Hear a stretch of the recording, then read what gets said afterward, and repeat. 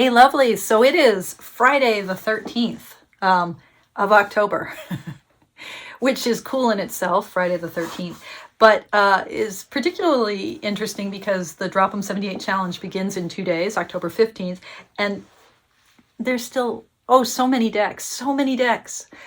And I am only one person, and I only have two hands and one heart, mind.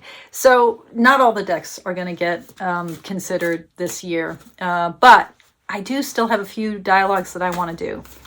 And then I have to do the craziness of going from all the dialogues I've done to what's my deck.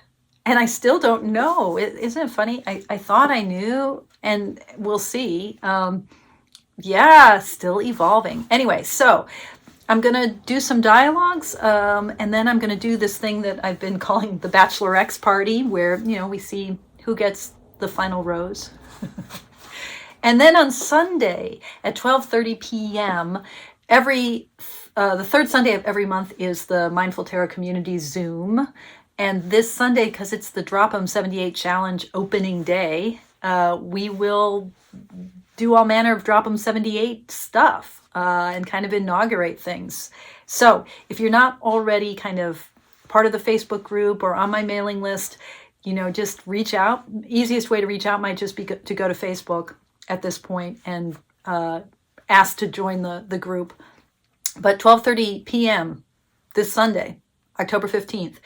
And if you are watching this video and October 15th is in the rearview mirror, it's still not too late to join in the community and join in the Drop 'em 78 challenge. Okay, without further ado, so in this dialogue, this dueling deck dialogue, I want to think more about archetype.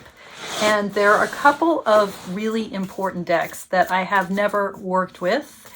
And and given especially the way in which myth and archetype and questions of gender and femaleness, femininity, given how that has and mother, sort of mother goddess energy, given how that has been kind of circulating in my heart and has been informing my intentionality this fall, these two decks need to be in the running, need to be in the contender seat.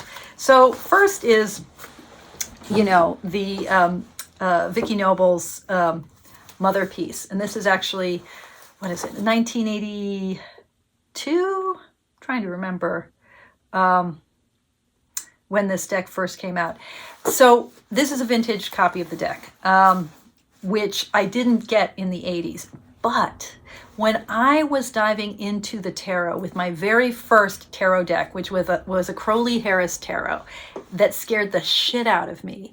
Some of you have heard this story. I was particularly unnerved by cards like Lust, oh my goodness. I mean, I was a tender young thing, 21. And it was that deck scared the shit out of me. And there, in those days, there was not a huge amount of information about tarot readily available. So I didn't know what I was doing. I ended up burning that deck, literally setting fire to it in the fireplace of my little studio apartment in Berkeley, California. My best friend and downstairs apartment mate, Ruth, when I got my Toth deck, she got a copy of the Motherpeace. And she read with it, and I was like, oh, that's goofy, a round deck. I was all into, I don't even know, I was all into the cubist angles of Frida Harris's artwork, I guess, and Motherpeace looked corny to me at the time. But there was sort of something that I missed at that moment.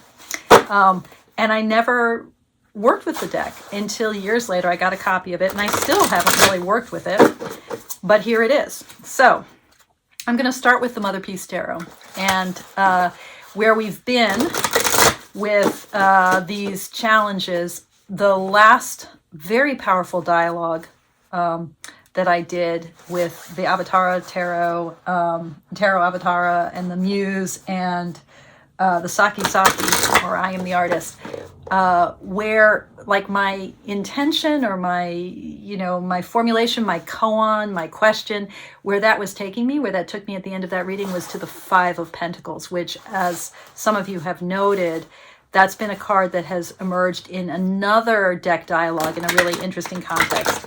So there's something about scarcity and lack and the tightness with relationship to embodiment in the material world. I know there's a big shadow for me in that, so I was not surprised when Avatara pointed me toward that card. So that's going to be my significator in this morning's reading. And I'm just going to shuffle a bit more, and then I will pull my cards. So the method again is I have my significator card. It's in the deck somewhere, and I will just turn over the cards one at a time and pick the one above it and the one below it, and that's my reading. So Motherpeace. Okay, so here we go. So this is the 5 of discs. Interesting. And this is the card that was before it. I kid you not, it was the Fool. That's really cool. And then after it was the 7 of discs. So this kind of pregnancy card, the fruition and the patient abiding on the unfolding of the world. I want to read what is said about the 5 of discs. Now, Vicky Noble talks about the 5s as having to do with struggle, which makes sense to me. And I'm looking at this book. So Motherpeace, A Way to the Goddess Through Myth, Art, and Tarot. I really love the idea of using this challenge to kind of more seriously grapple with archetype and myth. Okay, the 5 of discs is a picture of tension held in the body, the kind of tightness that comes with worry. Probably the mind is focused on survival issues of some kind, money, housing, jobs, where the next meal is coming from. Change is taking place, but on the inside, not yet manifest. Inertia threatens. Worry never does any good anyway. Better to mobilize energy toward positive goals, use the hands to bake bread, make tortillas, sculpt something from clay. So this is pointing toward the 5 of pentacles or discs here is pointing toward worry and scarcity and tension and inviting us to channel that energy. And then the Fool, I mean, so I think what's being said here is that you're going to help me find ways to release tension into and that sort of tightness and worry and scarcity, loss, lack feeling about materiality. You're going to help me kind of channel it into play and creative, productive, natural fertility, production, work, everything that the 7 of discs is about. I mean, that's such a wonderful card in this deck. Let me just see what she says about the Fool. The Fool enjoys the pure spontaneity that yoga and other meditation forms strive to recover, and whose purpose is to reunite the soul with the spirit while it is incarnated in the body. Okay, I'm just going to pull that piece out. So that idea of spontaneity, of release. So you're going to help me. I think you're saying you're going to help me regain a kind of spontaneity and a kind of capacity for natural growth and abundance, a kind of patience, which is also about release, also about reuniting soul and spirit. Is that what you're going to help with? And if so, how? How are you going to do that? How are you going to help me in that release and spontaneous growth and development? 8 of Wands. So 8 is a number of change and inspiration, she says. It's about energy, fast-moving arrows of energy shot from a magical arrow, a magical bow.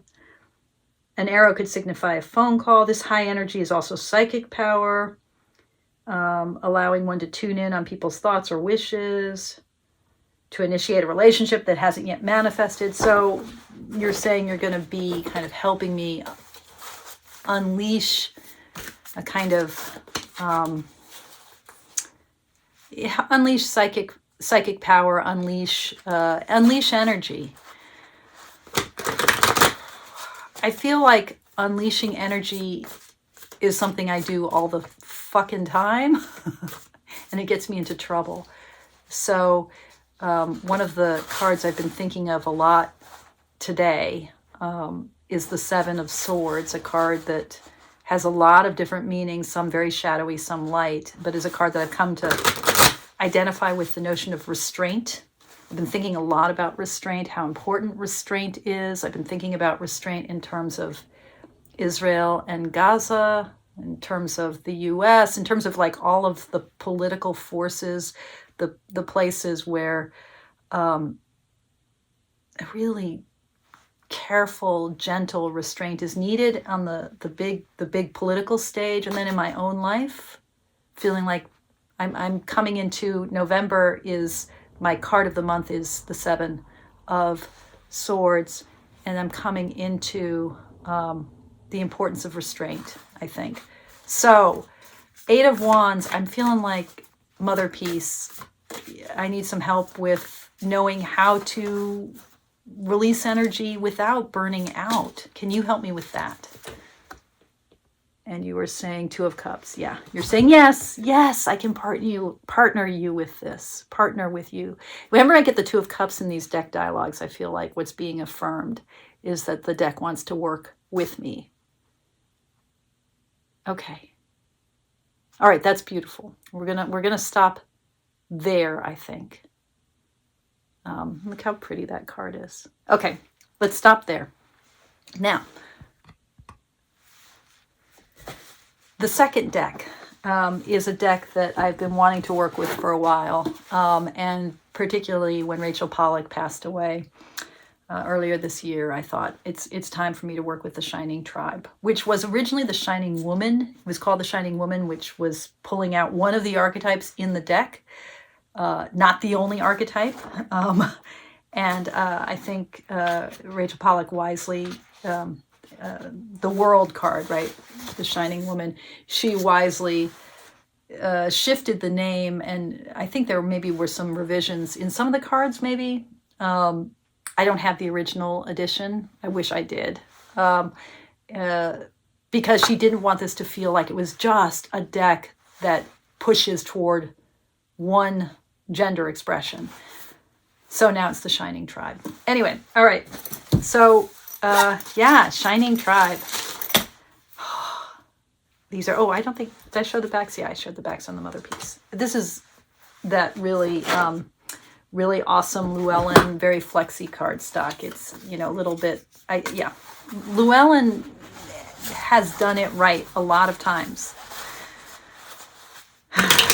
But like every deck publisher, it's like you get kind of hooked on when they get it right, and then they switch printers and things go to shit again. Okay, so in this deck, I've just shuffled and I've pulled the cards. The suits are birds, swords, trees are wands, rivers are cups, and stones are pentacles. And, the intention behind this book, which has this, Rachel Pollack's own art, which is like primitive and wonderful. The intention is to kind of harness and cultivate and collate imagery from like the broad world history of divination and the prehistory even. And it has a kind of archetypal, powerful quality to the art and to the structure. The court cards don't have human or subject names to them. So the pages are called places. So that kind of entering into the energy of the suit. Well, I guess the knights have a kind of human quality to them. They're called the knowers. That sort of heroic, active, surging quality of the element. The queens are the gift of the element. And then the kings are called speakers. Okay, so here's what I drew. So this is the Five of Stones, right? Which was my significator card. And the card right before it was the Gift of Birds. So the Queen of Swords, right? Which is a card that I have seen before in these dialogues. I love it. And then the Nine of Trees, or basically the Nine of Wands. So let's take a moment to look at the gift of birds, and then to look also at the Nine of Trees. There's a lot. This is a meaty. I mean, it's not just a guidebook. This is a very meaty resource, which I've never read in its entirety. I've just touched on, and so it'd be really cool in the challenge to have a chance to go through this book and to really encounter Rachel Pollack's teaching in a very concentrated way, the way Drop 78 allows that. So the sword in traditional tarot decks symbolizes analysis and cutting through confusion, but also conflict and emotional pain. The bird-headed shaman on this gift of birds holds a feathered shield to defend himself against mental aggression. The feathers imply a defense that depends more on clear understanding than force or anger. But strength of mind and ability to argue are not the ultimate gift of the suit of air. The flute floating to the ground shifts the birds from analysis to art, from aggression to inspiration. The flute is an expression of pure beauty taken directly from nature, one of the oldest of instruments, second only to the drum, and clearly inspired by the song of birds. The flute has never been a safe creation of mind, for the sound evokes a wild abandon that can carry us beyond the rational restrictions of human culture. I think here of Mary Oliver's poem Wild Geese, and the idea that the wild geese, their sound harsh and inviting, calling us home again. There's something about that call of the birds, which she's associating also with the sound of the flute, that both unsettles us and brings us home. Okay, so what are we saying about this? Art, inspiration, outpouring of ideas, passion, wildness, free-flying energy, all the qualities we associate with birds, the need to open up emotionally or mentally to make use of creative gifts. So I think this is about this gift of birds, is how do we take that side of the gift of air that isn't just about analysis, that isn't just about carving a way through, but is actually the expansive quality of air that is freedom and spontaneity and the wild, harsh, and inviting sound of the bird. This is a very interesting take on the Queen of Swords. Moving past defensiveness in some ways. And then this Nine of Trees. So let's look at that real quick.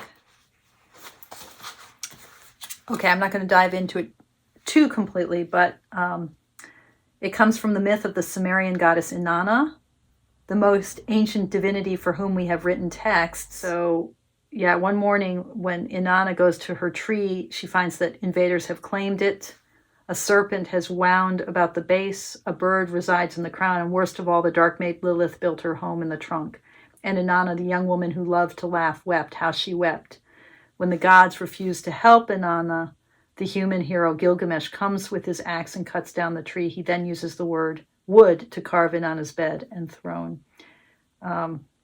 It's a deep and complex story, Rachel Pollack says. And she goes on. So I think this is about finding a way through grief and crisis, finding a way through loss back to power, but not a power that dominates, rather a power, I think, that accepts and embraces and finds creativity within it. Okay, so, there's a lot to mine here, and if I'm working with this deck, I'm going to have to really work with what Rachel Pollack's intentions are, what the myths that she's harnessing, what they're saying, and the images and my own knowledge of the tarot mandala, and it's going to be a wild ride. But what I'm getting from now is both like this sense of how to work with potential grief, how to find power, how to find a spontaneity. I'm really moved by this image of air.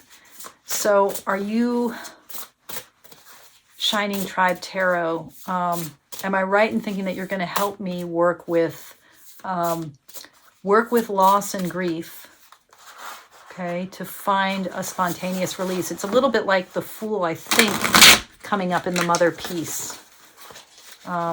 Help me clarify what I'm seeing here about the burden of grief and the possibility for laying down my defenses and finding freedom. The 10 of Stones. Okay, so the 10 of Pentacles, right? Okay, so she says, the stones on this card signify what a person is made of her or his life. Some of the images are natural, some painted with no separation. Rivers of color move across the sky. To the left of the stones, we see tracks of light, symbolizing the possibilities in a person's life. They are all the same colors. Footprints approach from the left as if from someone who has gone to the sacred place of the tribe. So the divinatory meanings, wealth, both spiritual and material, going to the sources of good experience, finding great value in what life has given you, prosperity, sharing your wealth and success with others, security.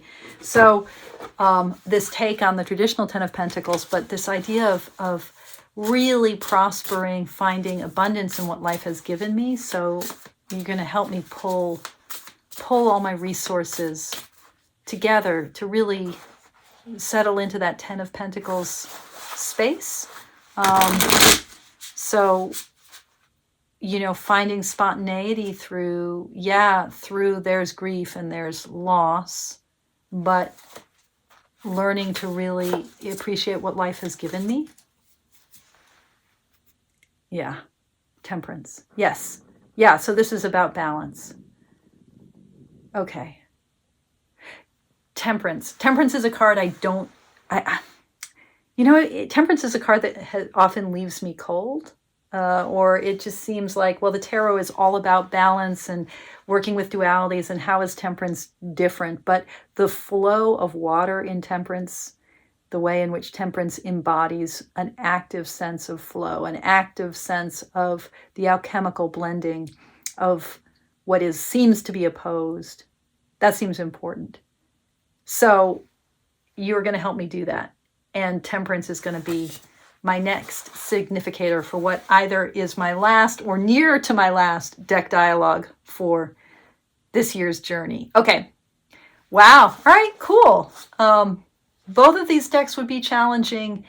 Neither of them immediately grabs me, but both of them are working with such deep mythological and archetypal wisdom. And Rachel Pollack's deck is just, it's informed by all of her decades of study and her clear and vibrant heart as an artist and a mentor. So yeah, interesting. Okay. Thank you guys for your practice. Thanks for watching, and I'll see you again soon.